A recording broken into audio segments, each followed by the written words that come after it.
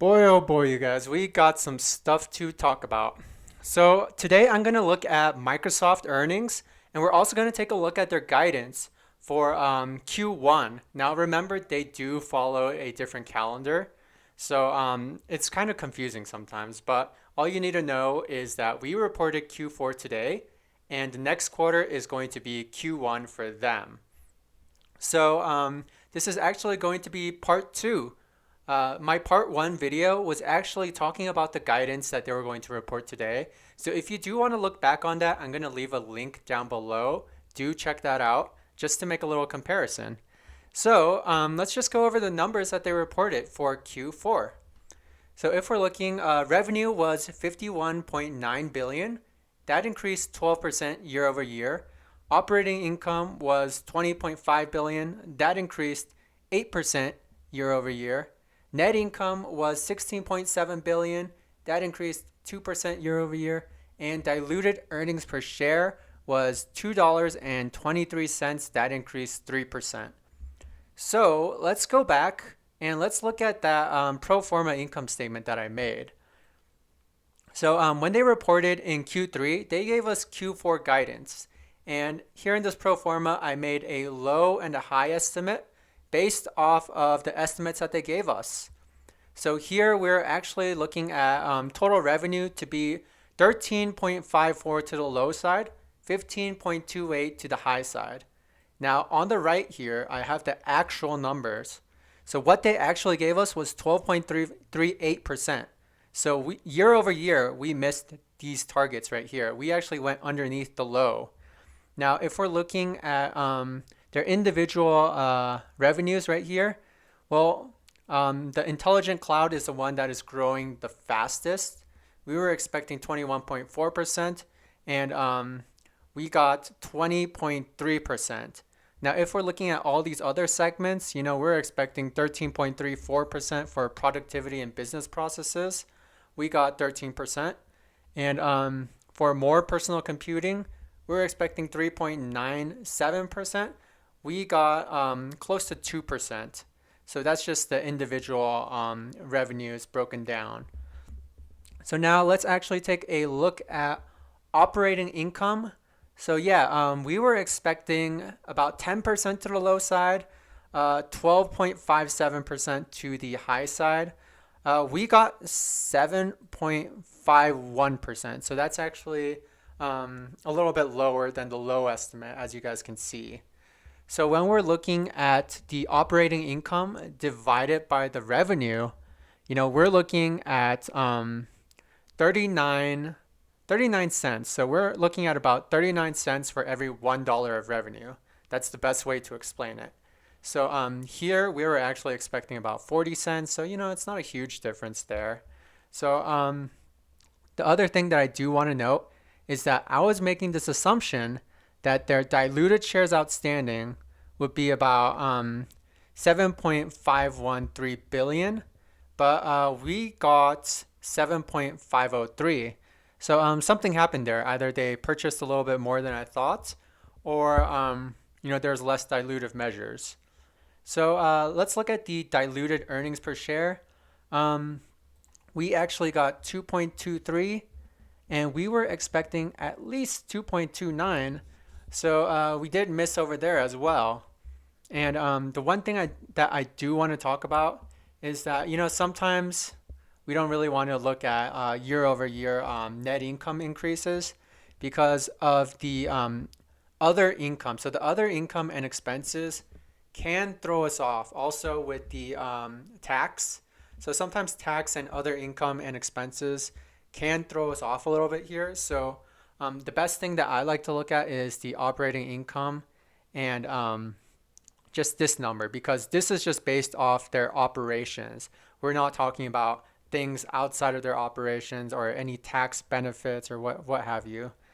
So overall, I would say that we basically missed on pretty much everything right here on the low expectations for their Q4 guidance. So on that front, it does not look good, you guys. But, they didn't miss crazy. There weren't any serious surprises. This is just a pretty small miss in my opinion. Now, here is where things get interesting. So Microsoft gives very, very good guidance. And I'm going to show you where we can actually get that guidance. So when we go on investor relations, or actually earnings release right here, we go on press release and webcast. Now here they give us all this information on the right side, and they give us this little tab. It's called Outlook. This is like the best thing ever. So when I do open this Outlook page, they give us this little slideshow, and this time it's actually 9 pages, so it's a little bit more than last time. Last time it was like 4 pages, but there's really only one useful page here, and that is this one right here. So I'm actually going to zoom in a little bit for you guys just so you can see this a little bit better.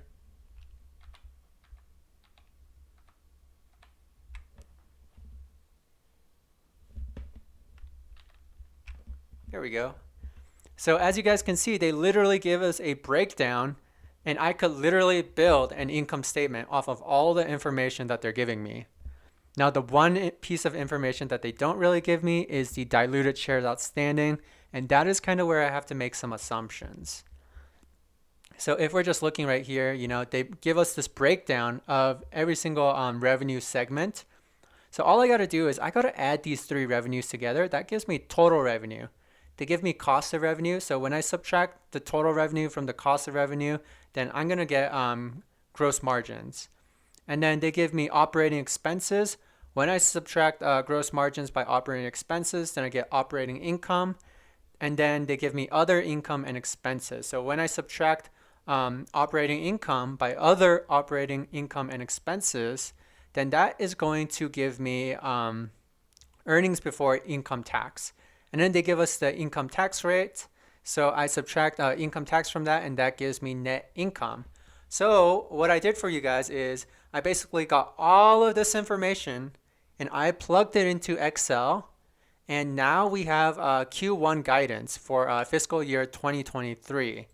So let's just take a look at that, you guys. So here we go. And let's just take a look at this.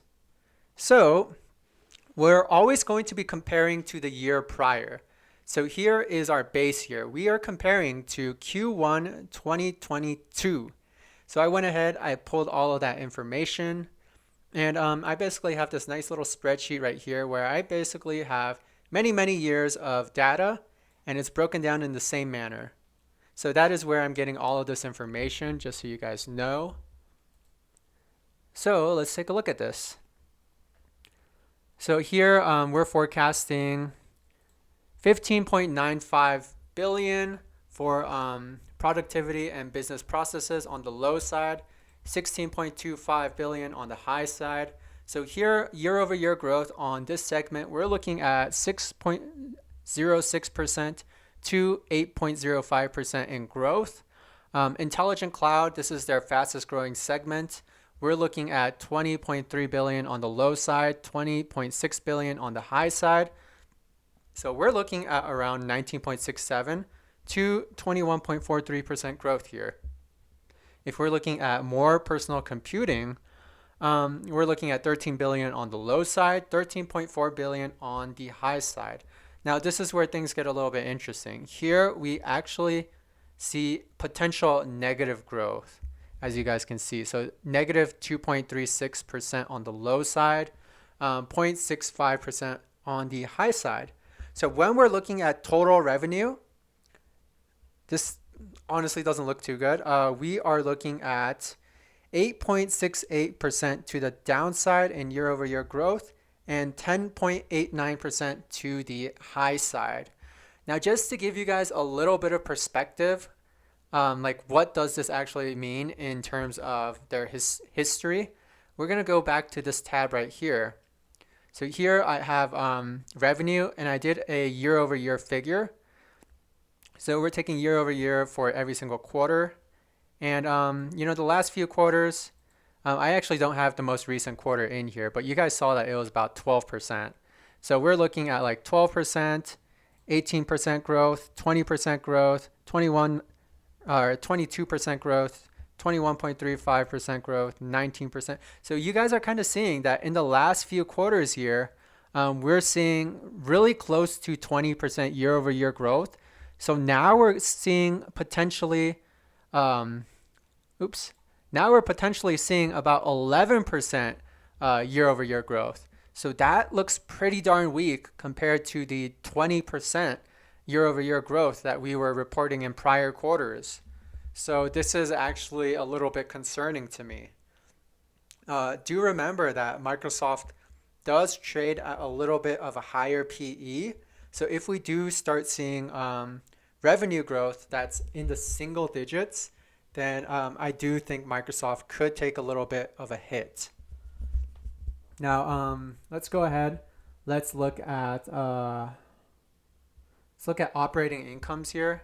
So after we're subtracting cost of revenue and we're subtracting operating expenses, we're getting operating income of 21.05 billion to the low side, 21.75 billion to the high side. So this is looking like a 4% year over year growth on the low side and a 7.47% growth to the high side. So just to give this comparison, we're also going to go back to this tab right here. And let's just look at year over year operating income growth. So here, if we're just looking at the last few quarters, same deal here. We're looking at 19%, 24%, 27%, 42%, 31%, 28%. What did we actually do in this quarter? Well, in this quarter, we had, let's see, operating income come in at 7.51%. That is so weak, you guys. That's basically our year over year growth for operating income. And now we're expecting it to be 4.1%, 4.01% on the low side and 7.47% on the high side. Now keep in mind, you guys, this quarter, we actually went on the low side. We actually went under the low side. So what happens if we go under the low side for Q1 2023? That is where we could see some trouble. Now, let's just go down. Let's look at the final net income figure. So if we're looking at the final net income figure, we're looking at 7.05% or 7.05 billion to the low side and 17.62 billion to the high side. So we're actually seeing negative net income growth here, but that is because in Q1 2022, I do believe that our income tax was significantly less, as you guys can see. So that does play a big factor. So this, I would just disregard this, not as important. Now, here I'm taking the assumption that diluted shares outstanding is going to be 7.47 billion shares. And with this assumption, I'm calculating diluted earnings per share. So this assumption is actually just going off our change from last quarter to this quarter. And essentially, I'm taking that decrease and applying it to this quarter. So we're decreasing by the same amount is the assumption that I'm making. So when I do this calculation, I'm essentially just getting 17.05. I'm dividing by 7.47, and then I get our low diluted EPS estimate. And then I do the same thing with the high side, and this is our high diluted earnings per share estimate. So we're looking at 2.28 to 2.36. Now in Q1 2022, we reported 2.71. So this is actually a pretty decent sized drop, as you guys can see. So let's just summarize this all. So year over year revenue change, we're expecting 6.06% to 8.05%. Year over year operating income, we're expecting 4.01% to 7.47%.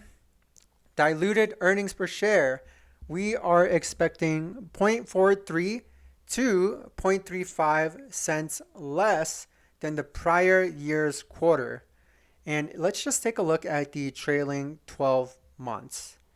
I'm just going to have to delete this right here because that's nothing and it was bothering me. So if we're looking at the trailing 12 months earnings per share, we are basically adding these four numbers and it is going to be 9.21 as expected with forward guidance. So looking at the current share price, we're at 251.9.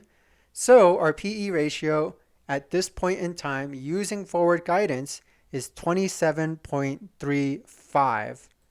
Now let's just compare it to what it was right here.